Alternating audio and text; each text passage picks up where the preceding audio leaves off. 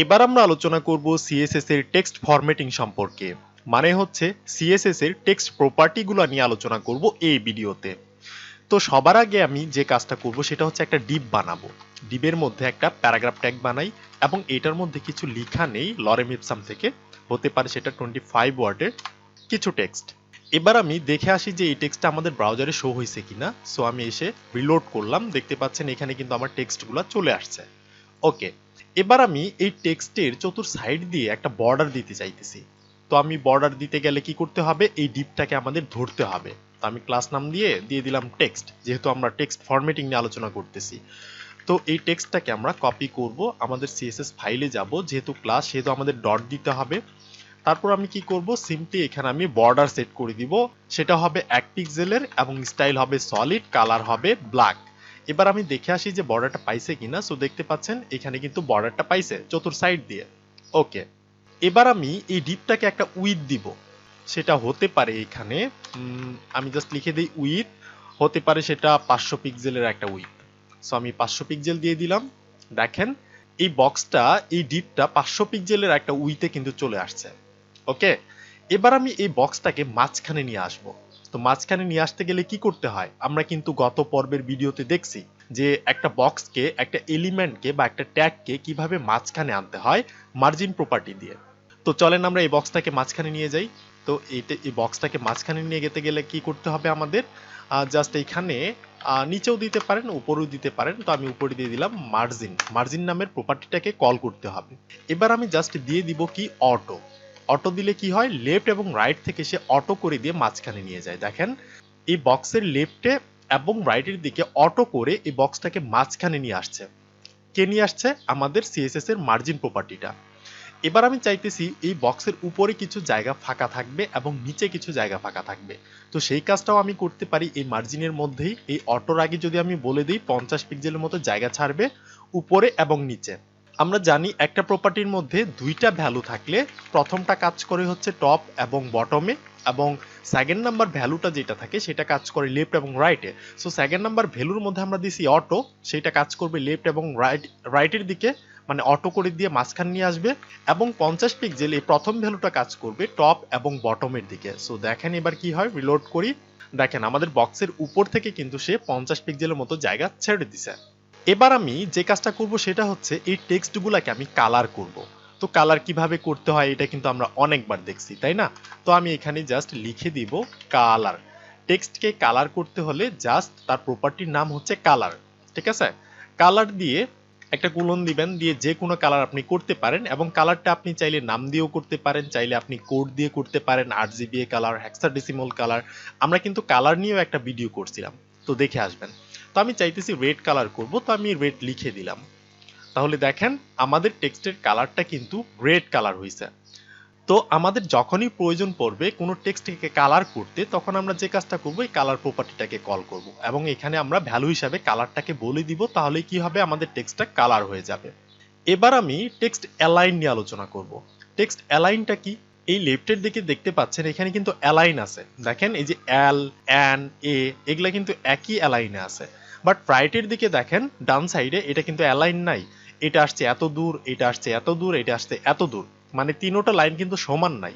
So এবার আমরা আলোচনা করব টেক্সট অ্যালাইন নিয়ে। তো আমি এটার নিচে এসে জাস্ট লিখব কি টেক্সট হাইফেন অ্যালাইন। এবার এখানে কিছু ভ্যালু থাকে, সেটা হচ্ছে ডিফল্ট ভাবে যেটা থাকে সেটা হচ্ছে লেফট, মানে লেফট দিলেও ডিফল্ট ভাবে বামের দিকে অ্যালাইন থাকবে, না দিলেও বামের দিকে অ্যালাইন থাকবে। দেখেন বামের দিকে কিন্তু অ্যালাইন আছে। ওকে, এবার আমি এই লেফট না দিয়ে আমি যদি এখানে রাইট দিতাম, তাহলে দেখেন এই অ্যালাইনটা কিন্তু চেঞ্জ হয়ে যাবে। দেখেন এই অ্যালাইনটা চেঞ্জ হয়ে গেছে। আগে ছিল লেফটের দিকে অ্যালাইন, এবার হয়েছে রাইটের দিকে অ্যালাইন। এবার লেফটের দিকে দেখেন ছেঁড়া বেড়া হয়ে আছে, মানে একই সিরিয়ালে নাই। বাট রাইটের দিকে দেখেন এদিকে কিন্তু একদম এক্স্যাক্টলি একটা অ্যালাইন হয়ে গেছে, ঠিক আছে? এবার আপনি চাইলে এই অ্যালাইনের আরেকটা ভ্যালু আছে সেইটা ব্যবহার করতে পারেন, সেটা হচ্ছে কি সেন্টার। মানে এই বক্সের মধ্যে এই লেখাগুলো সেন্টারে থাকবে। দেখেন লেফটের দিকে যেমন অ্যালাইন, রাইটের দিকেও তেমনই অ্যালাইন। এটা দুই দিক থেকে ছেড়ে যতটুকু জায়গা ছাড়ার প্রয়োজন ছেড়ে সে কি করছে, মাঝখানে চলে আসছে, ঠিক আছে? আচ্ছা আমি এখানে আরেকটা কাজ করি, আমি উইটের পরে একটা হাইট সেট করে দিই। তো হাইটটা দিব আমি ধরেন 200 পিক্সেলের কিছু একটা দিব। তো আমি 200 পিক্সেল একটা হাইট দিলাম। সো দেখতে পাচ্ছেন এটা 200 পিক্সেল একটা হাইট হয়েছে। আচ্ছা, এটা আপাতত এমনই থাক। তো আমরা কি শিখলাম? আমরা শিখলাম কোনো টেক্সটকে কিভাবে অ্যালাইন করতে হয়। সেটা হতে পারে লেফট অ্যালাইন, হতে পারে রাইট অ্যালাইন, হতে পারে সেন্টার অ্যালাইন। এবার এখানে আরেকটা অ্যালাইন আছে। সেটা কি? সেটা হচ্ছে জাস্টিফাই। এই জাস্টিফাই করে কি? এই লাইনগুলো যে দেখতে পাচ্ছেন, এই লাইনগুলোকে সে কি করবে? একদম লেফট থেকে রাইটের দিকে সমান সমান ভাবে সে অ্যালাইন করে দিবে। কিভাবে করবে চলেন আমরা দেখে নিই। এখানে আমি সেন্টার না দিয়ে আমি যদি জাস্ট লিখি জাস্টিফাই, তাহলে দেখেন কি হয়। আমাদের লেফটের দিকে এবং রাইটের দিকে কিন্তু একদম সমান সমান একটা অ্যালাইন করে দিছে। কিন্তু 3 নাম্বার লাইনটা অ্যালাইন করে নাই, কারণ হচ্ছে 3 নাম্বার লাইনের মধ্যে ওয়ার্ড কিছু শর্ট আছে। মানে আমাদের অতগুলো ওয়ার্ড নাই যে সে কি করবে টেনে এখানে এনে দুই দিকে সমান অ্যালাইন করবে। সো যার কারণে এখানে টেক্সট কম থাকার জন্য সে এখানে এসে স্টপ হয়ে গেছে। আপনারা যখন নিউজ পেপার দেখবেন, ওই নিউজ পেপারের মধ্যে কিন্তু এই জাস্টিফাই, টেক্সট লাইন জাস্টিফাই করে কিন্তু লেখা থাকে, মানে দুই দিকেই একদম সমান। ঠিক আছে? তো আপনাদের যদি কখনো প্রয়োজন পড়ে যে আমি লেফট এবং রাইটের দিকে দুই দিকেই সমানভাবে অ্যালাইন করব, তো তখন আপনি কি করবেন? টেক্সট লাইন জাস্টিফাইটা দিবেন। এবারে এখানে আরেকটা প্রপার্টি আসে, সেটা হচ্ছে টেক্সট অ্যালাইনের একটা প্রপার্টি। তো টেক্সট অ্যালাইন আপনি লিখবেন অ্যালাইন, তারপর হাইফেন দিয়ে লিখবেন লাস্ট, মানে টেক্সট অ্যালাইন লাস্ট। এটা হচ্ছে একটা নতুন প্রপার্টি। তো এটা দিয়ে কি করা হয়? এটা দিয়ে হচ্ছে আপনি যদি এখানে বলেন যে রাইট দিব আমি, ঠিক আছে, টেক্সট অ্যালাইন লাস্ট, মানে লাস্ট লাইনটাকে আমি রাইটে দেব। এই লাস্ট লাইনটা দেখেন এটা কিন্তু লেফটে আছে, তাই না? লেফট থেকে শুরু হয়েছে, রাইটের দিকে গিয়ে শেষ হয়ে গেছে। কিন্তু যখনই আমরা এখানে টেক্সট লাইন লাস্ট দিলাম এবং ভ্যালু হিসেবে রাইট দিলাম, তখন কি করবে? এই লাস্ট লাইনটা রাইট থেকে শুরু হবে। দেখেন রিলোড করি। সো দেখতে পাচ্ছেন এই লাস্ট লাইনটা কি হয়েছে? রাইট থেকে কিন্তু শুরু হয়েছে, শুরু হয়ে লেফটের দিকে শেষ হয়েছে। তো আপনার তো এমন করতে প্রয়োজন হতে পারে, তাই না?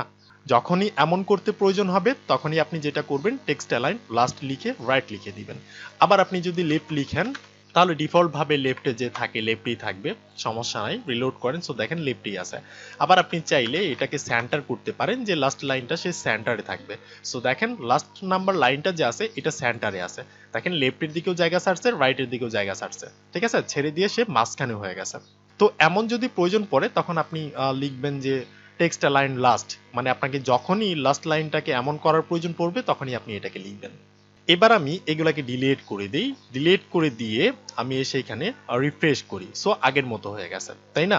এবার আমি আরেকটা প্রপার্টি নিয়ে আলোচনা করি, সেটার নাম হচ্ছে text hyphen indent. Text hyphen indent. এই টেক্সট ইনডেন্টটা করে কি?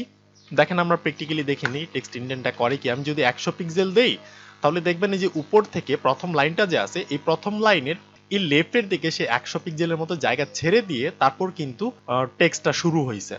ঠিক আছে? আমি আপনার বোঝানোর জন্য আরেকটা কাজ করি, সেটা হচ্ছে আমি জাস্ট এখানে টেক্সট লাইন জাস্টিফাই করে দিই। টেক্সট লাইন জাস্টিফাই করলে কি হয় আপনারা জানেন, দুই দিকে সমান হয়। এবার দেখেন টেক্সট ইনডেন্ট যে আমরা করছি, এখানে যদি আমি টেক্সট ইনডেন্টের জায়গায় 100 পিক্সেল না করে যদি আমি 50 পিক্সেল করতাম, তাহলে কি হইতো? তাহলে কিন্তু একটু কম হইতো। রিলোড করি। সো দেখেন 50 পিক্সেল জায়গা ছেড়ে দিয়ে তারপর এই টেক্সটটা লেখা শুরু হয়েছে। আবার আপনি চাইলে এখানে 150 পিক্সেলও দিতে পারেন, মানে আপনি আপনার ইচ্ছা মতো দিতে পারেন। রিলোড করি। এবার দেখেন 150 পিক্সেল জায়গা ছেড়ে দিয়ে সে কি করছে? এই টেক্সটটার লেখা শুরু হয়েছে। তো এমন যদি করার প্রয়োজন পড়ে আপনার, তখন আপনি খুব ইজি ভাবে করতে পারবেন টেক্সট ইনডেন্ট নামের প্রপার্টিটা দিয়ে। আচ্ছা, তাহলে কিন্তু আমরা টেক্সট ইনডেন্ট কি কাজ করে এটা কিন্তু আমরা বুঝে গেলাম। সো এটাকে আমি এখন ডিলিট করে দিই। ওকে, ডিলিট করে দিয়ে এবার আমি আরেকটা প্রপার্টি নিয়ে আলোচনা করি, সেটাকে বলে হচ্ছে ডিরেকশন। ঠিক আছে? আমি জাস্ট লিখবো ডিরেকশন। এবার ডিরেকশনের মধ্যে আর দুইটা ভ্যালু থাকে, একটা হচ্ছে এলটিআর আর একটা হচ্ছে আরটিএল। সো আমি যদি আরটিএল দেই তাহলে কি হবে দেখেন, রিলোড করি। সো দেখেন আরটিএল। আরটিএল মানে হচ্ছে আমরা ডিরেকশনটাকে বলে দিলাম যে লেখাটা কোন দিক দিয়ে শুরু হবে। আরটিএল এর পূর্ণরূপ হচ্ছে রাইট টু লেফট, মানে রাইট থেকে সে লেফটের দিকে যাবে। মানে এইটা প্রয়োজন পড়ে কখন? যখন কেউ উর্দুতে লিখে এবং যখন কেউ অ্যারাবিকতে লিখে, তখন অ্যারাবিক এবং উর্দু কিন্তু আমাদের মতো লেফট থেকে শুরু হয় না। উর্দু এবং অ্যারাবিক শুরু হয় কই থেকে? রাইট থেকে কিন্তু লেখাটা শুরু হয়। এই যে দেখেন আমরা যে এইখান থেকে লিখতেছি যে আমার সোনার বাংলা, আমরা যে লিখতেছি কি লেফট থেকে কিন্তু শুরু হইতেছে। বাট অ্যারাবিক যারা লিখে, উর্দু যারা লিখে, তাদেরটা শুরু হয় কই থেকে? তাদেরটা শুরু হয় হচ্ছে এই রাইট থেকে, এইখান থেকে শুরু হয়ে লেফটের দিকে যায়। সো যখনই আপনার এমন প্রয়োজন পড়বে যে ওয়েবসাইটের মধ্যে আমি রাইট থেকে লেখা শুরু করব, তখন আপনি এটাকে ব্যবহার করতে পারেন আরটিএল। আরটিএল এর পূর্ণরূপ হচ্ছে রাইট টু লেফট, মানে রাইট থেকে সে লেফটের দিকে যাবে। আবার আপনি ডিফল্ট ভ্যালু হিসেবে যেটা থাকে সেটা হচ্ছে এল টি আর, মানে হচ্ছে লেফট টু রাইট। এটা তো ডিফল্ট ভাবেই থাকে, এটা আপনি না দিলেও সেটা ডিফল্ট ভাবেই থাকবে। সো দেখতে পাচ্ছেন এটা ডিফল্ট ভাবেই আছে। এবার আমি এই ডিরেকশনটাকে ডিলিট করে দিই, এটা আমাদের বোঝা হয়ে গেছে, তাই না? এবার আমরা আলোচনা করব ভার্টিক্যাল অ্যালাইন নামের প্রপার্টি নিয়ে। সো সেটাকে বুঝতে গেলে আমাদের যে কাজটা করতে হবে সেটা হচ্ছে, আমি যে এখানে ক্লিক করে এই মেনুটাকে বের করলাম, বের করে আমি এই ইমেজ ফোল্ডারের মধ্যে আমি একটা ইমেজ রাখছি, এই যে স্মল সাইজ লোগো নামের। তো সেটাকে আমি এখন এখানে ব্যবহার করব। তো আমি যেটা করব সেটা হচ্ছে, এই যে অ্যামিট লেখাটার পর একটা আইএমজি ট্যাগ নিব, মানে ইমেজ ট্যাগ যেটাকে বলে। এবার এই সোর্সের মধ্যে আমি বলে দিব যে ইমেজটা কোথায় আছে। তো ইমেজটা আছে আমাদের ইমেজ নামের ফোল্ডারের মধ্যে, এবং তার মধ্যে ঢুকতে গেলে আমাদের কি করতে হবে, এখানে এসে স্ল্যাশ দিতে হবে, ঠিক আছে? সেটার এই ফোল্ডারের ভিতর ঢুকতে গেলে কি করতে হবে, আমাদের স্ল্যাশ দিতে হবে। তারপর হচ্ছে আমি কোন ইমেজটাকে নিব, আমি স্মল সাইজ লোগো জেএস নামের ইমেজটাকে নিব। তো আমি ইন্টার মারলাম, এই ইমেজটা আমাদের চলে আসছে, ঠিক আছে? এবার আমি সেভ করে গিয়ে এখানে এসে রিলোড করি। সো দেখতে পাচ্ছেন এখানে কিন্তু আমাদের একটা ইমেজ আসছে, বাট ইমেজটা অনেক বড়। তো ইমেজটাকে আমরা একটা উইথ দিয়ে দিলে সেটা ছোট হয়ে যাবে। তো এই ইমেজটাকে আমরা জাস্ট স্টাইল শিটে ধরি। কিভাবে ধরবো, জাস্ট লিখে দেবো ইমেজ, মানে আমাদের ইমেজ ট্যাগটার নামই আমরা ধরলাম এখানে। এবার আমি ইমেজের একটা উইথ সেট করে দিব। সো উইথটা হতে পারে ধরেন 100 পিক্সেলের মতো একটা উইথ দিয়ে দিলাম, রিলোড করি। সো দেখতে পাচ্ছেন 100 পিক্সেলের মতো কিন্তু একটা উইথ পাইছে। এবার আমি ইমেজটার চতুর সাইড দিয়ে একটা বর্ডার সেট করে দিতে পারি। তো আমি লিখলাম বর্ডার 1 পিক্সেল সলিড, কালার হবে ব্ল্যাক, রিলোড করি। সো দেখতে পাচ্ছেন আমাদের একটা ইমেজ আসছে, এবং ইমেজের একটা বর্ডারও আসছে। এবং এই ইমেজটা শো হয়েছে কোথায়, আমাদের যে এই যে লাইনটা আছে না, এই লাইনটার মাঝখানে কিন্তু আমরা ইমেজটাকে দিছি। এই লাইনের এতটুক লেখার পর হচ্ছে ইমেজটা দিছি, এবং এতটুক লেখার আগে আমরা ইমেজটাকে দিছি। এবার আমাদের প্রয়োজন পড়তে পারে এই লেখাটাকে, এই লাইনটাকে আমরা ইমেজের উপরে নিয়ে যাব। তখন আমরা কি করব, তখন এই লেখাটার মধ্যে ভার্টিক্যাল অ্যালাইন প্রপার্টিটা দিলে কাজ হবে না, তখন আমাদের দিতে হবে ইমেজের মধ্যে। সো দেখেন আমি কি করি, এই ইমেজের মধ্যে এসে আমি ওই প্রপার্টিটা লিখব, যেটার নাম হচ্ছে ভার্টিক্যাল অ্যালাইন। এবার যদি আমি ভার্টিক্যাল অ্যালাইনের মধ্যে টপ লিখি, জাস্ট টপ, তাহলে এবার দেখেন কি হয়, রিলোড করি। সো দেখেন আমাদের এই প্রথম লাইন লেখাটা কি হয়েছে, এই টেক্সটের উপরে কিন্তু চলে গেছে। তো আপনার যদি এমন করতে প্রয়োজন হয় যে আমি টেক্সটের উপরে নিয়ে যাব আমার লেখাটাকে, তখন আপনি কি করবেন, টেক্সটের মধ্যে না দিয়ে আপনি ইমেজের মধ্যে দিবেন ভার্টিক্যাল অ্যালাইন নামের প্রপার্টি, এবং এখানে বলে দিবেন টপ। আবার আপনি টপ না দিয়ে আপনি চাইলে মিডলও দিতে পারেন, তাহলে সেটা কি হবে, মিডিলে চলে আসবে। দেখেন রিলোড করি, আমাদের লেখাটা কি হয়েছে, ইমেজের মাঝখানে চলে আসছে, ঠিক আছে? তো এইভাবে হচ্ছে এই ভার্টিক্যাল অ্যালাইনটা কাজ করে। আবার আপনি চাইলে এখানে বটমও দিতে পারেন। সো বটম দিলে কি হয়, সেটা নিচে যাবে ডিফল্ট ভাবে। সো দেখতে পাচ্ছেন এটা নিচে গেছে, ওকে। আবার আপনি চাইলে এখানে এই যে এইভাবেও লিখতে পারেন যে সরি, প্রথমে লিখবেন টেক্সট, তারপর হচ্ছে হাইফেন টপ, মানে টেক্সটটা কি হবে, ইমেজের টপে যাবে, ঠিক আছে? আপনি জাস্ট টপ লিখলেও হবে, আপনি টেক্সট টপ লিখলেও হবে। আমি জাস্ট টেক্সট টপ লিখলাম, তাহলে দেখেন ওই একই কাজ করছে কিন্তু। এবার আমরা ভার্টিক্যাল অ্যালাইন সম্পর্কে জেনে গেছি। সো এটাকে আমাদের আর প্রয়োজন নাই, আমি এটাকে ডিলিট করে দিই, ঠিক আছে? ডিলিট করে দিলাম, এবং আমাদের এইচটিএমএল ফাইল থেকে এই যে ইমেজ যে নিছিলাম আমরা, এই ইমেজটাকে আমরা ডিলিট করে দিই। ওকে, ডিলিট করে দিয়ে আমরা আগের মতো করে দিলাম, রিলোড করি। সো আগের মতো হয়ে গেছে।